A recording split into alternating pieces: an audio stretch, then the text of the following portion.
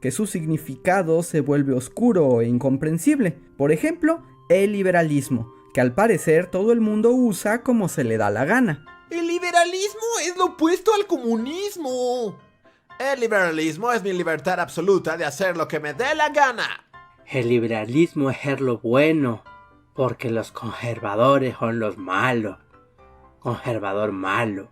Y en realidad son respuestas muy burdas que ignoran que el liberalismo es un concepto histórico muy complejo que se ha transformado de época en época y que no debería ser un genérico intercambiable. Muchas veces se habla del liberalismo como la cúspide de los sistemas políticos y económicos, un desarrollo progresivo e inalterable. Pero no hay solo un liberalismo. Desde el clásico hasta el moderno o el social, son posturas ideológicas en cambio y conflicto.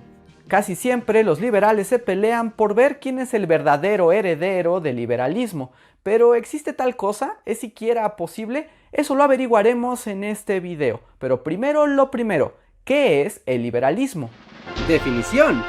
El liberalismo es una filosofía política y moral que se basa en las ideas de libertad, individualidad y ley para moldear la vida social en todos sus aspectos, desde lo político y lo económico hasta lo cultural. Hoy en día nos parece que el concepto de libertad es universal y que todo el mundo sabe lo que significa, pero la idea que tenemos hoy de la libertad surgió apenas en el siglo XV, a partir de la construcción de la modernidad. La modernidad marcó un cambio en la visión del mundo. Uno de los principales indicios de la aparición del liberalismo del siglo XIX. Un comercio global más libre excepto en las colonias de las potencias europeas, donde repiten el mercantilismo proteccionista. Libre tránsito de las personas alrededor del mundo con grandes migraciones hacia las Américas. Un sistema monetario mundial basado en el oro. Los bancos del mundo solo emiten tanta moneda como oro que tienen en sus reservas. Las monedas del mundo se cotizan con respecto al oro. Y los gobiernos tienen escasos poderes para intervenir en la economía.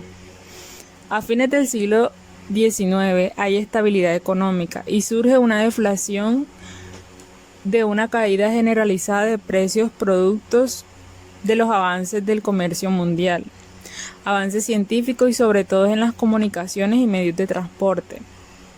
El panorama anterior es solo cierto para Europa Occidental, Norteamérica y el resto de las colonias británicas, Australia, Nueva Zelanda y en el resto de las colonias europeas, estas repiten los errores de la administración mercantilista y perpetúan el poder de los señores feudales locales que les son fieles. ¿Cuáles son los principios más importantes que defiende el liberalismo? En primer lugar, se busca limitar el poder del Estado en beneficio de los derechos individuales. Defensa de la libertad individual. Garantizar los derechos a través de una constitución.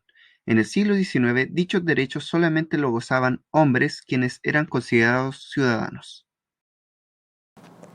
Las características del liberalismo: no intervención a la Iglesia ni a los grupos religiosos en el Estado, ni sus opciones ni resultados, no intervención de los intereses militares en otros países, no explotación de los indígenas. Prácticamente es una economía cosmopolítica de ayuda internacional mutua, no a los monopolios, no al contrato del Estado en la economía, no a la opresión ni de abusos de poder.